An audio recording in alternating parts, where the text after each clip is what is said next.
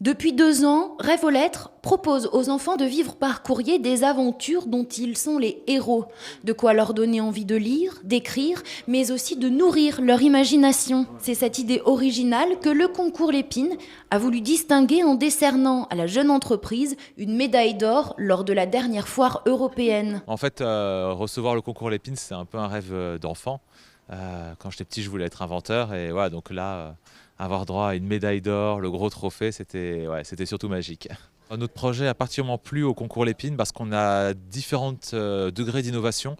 On crée un nouveau type de support littéraire, on a une innovation de service, créer des histoires par courrier, ça n'existait pas avant, et puis derrière on a aussi une innovation technologique validée par le ministère de l'Enseignement supérieur et de la Recherche, qui est notre logiciel d'intelligence rédactionnelle qui permet de rendre viable en fait notre projet.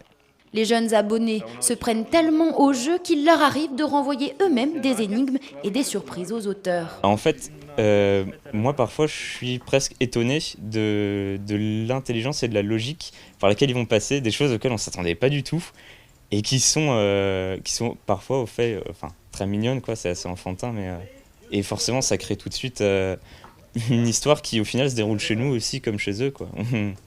Et à chaque fois, on découvre tous les chemins qu'ils décident de prendre dans leur histoire. Depuis peu, Rêve aux lettres est devenu Epopia, un nom qui va lui permettre de conquérir l'international. En 9 mois, l'équipe est passée de 1000 à 15 000 abonnés.